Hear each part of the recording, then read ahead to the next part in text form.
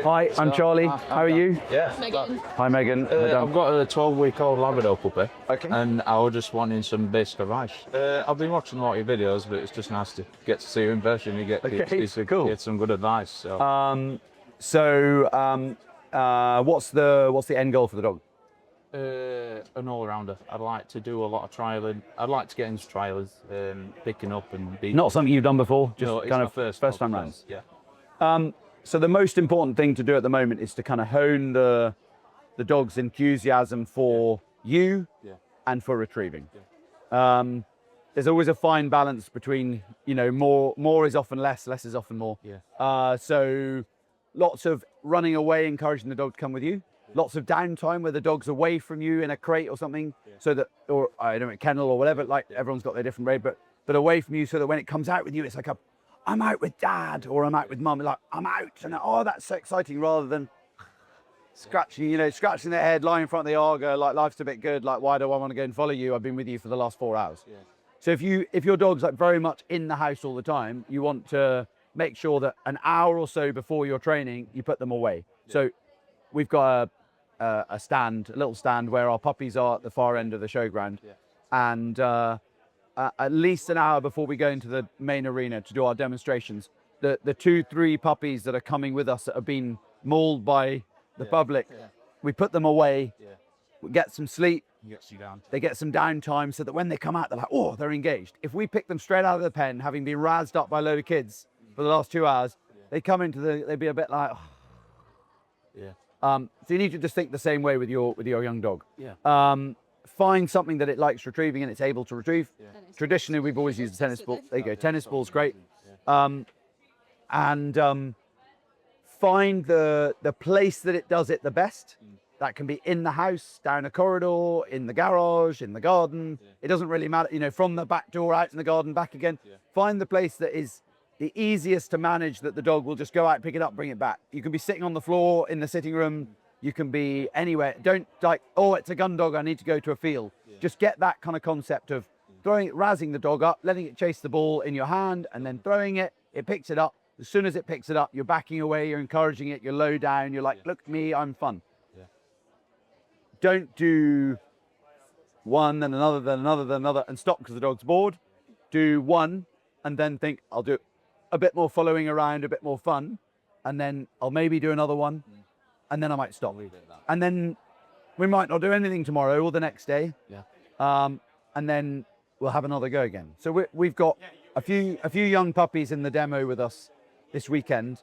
Bomber's done every demo so far.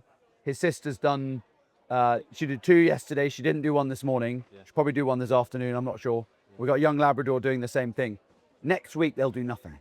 They literally will be in a pen about the size of this tent, playing with their siblings, nothing. They won't do training, they won't do retrieves, they'll just have downtime, just so they can kind of recover from the sort of chaos of intensive, because Bomber this morning in the demo did 4 retrieves. If he does another 4 this afternoon, and he does another 3 or 4 tomorrow morning, another 3 or 4 tomorrow afternoon, that's more retrieves in a few days than we would normally do in a few weeks. So just be mindful of that. Don't think, oh, I need to do every day. Just think, oh, you got to find that balance that works with your dog. You've got to do enough that you continue to build the drive and enthusiasm, but not too much that they're like, oh, not another ball, and then they're like off onto something else.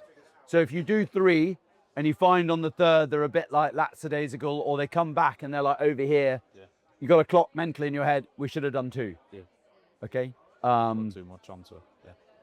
And avoid situations where the puppy runs away from you, goes to somebody else, and gets attention. Because that's building a kind of an understanding that I can leave dad or mum, and even with each other, if he's doing something with the dog and the dog comes to you, put your hands up, look up there, and ignore it. So it's jumping off at you, nothing to do with you, and he comes over, engages with it, gets it back. So that running to mum isn't like, no, you shouldn't be here, you should be over with dad. I've seen people come to us they've gone to classes, like pet dog training classes, and they've been encouraged to like call the dog. You go over there, you go over here, we'll call the dog to you, and like, stop, what are you doing? Oh, we're encouraging the dog to recall. No, you're not, you're encouraging the dog to, okay? Run off. He can edit that out. You're encouraging the dog to run away. You're encouraging the dog to leave you and go and see somebody else because it suits it, because they're more interesting. Yeah. So don't do that. So if you see somebody, if you were doing something in here and someone arrives, get that puppy, pick it up as quick as possible, into your arms, into its crate, away, so that that situation of it running to see someone else, running out the front door, running out the garden gate, whatever, just doesn't arise. Yeah. When do you start training? Like 4. We're playing with them till they're about 4 or 5 months old. About 4 or 5 months, we're like, depending on their level of like boisterousness, quietness, we're then starting to kind of pop a lead on them, do basic stuff. And it's very gentle, and that gentleness builds up to more and more to sort of, you know, by the time they're sort of 7, 8 months, they're quite kind of heel, not necessarily they know what they're doing, but we're insisting they do what we say. Heel for a period of time, sit and stay, pay attention. We'll start to kind of be like, hey, a bit of negativity, whereas as little puppies, it's kind of like they did that because we weren't on the ball. But it's a very gradual process, and I say most people tend to rush. And then they get to a point and they're like, oh, he was doing this to this, and then he stops. And it's normally because they're having a bit of a rebellious stage. And it's like that kind of, you know, that superstar kid who is pushed to do all these classes and then they're doing like cocaine at 12, you know, because they're basically sticking their fingers up to their parents because you're like, you pushed me, now I'm done. So I was going to be a concert pianist. Now I want to burn pianos. You know, so it's just getting that balance right. Okay? Thank you. No problem. Nice to meet you. Thank you, you too.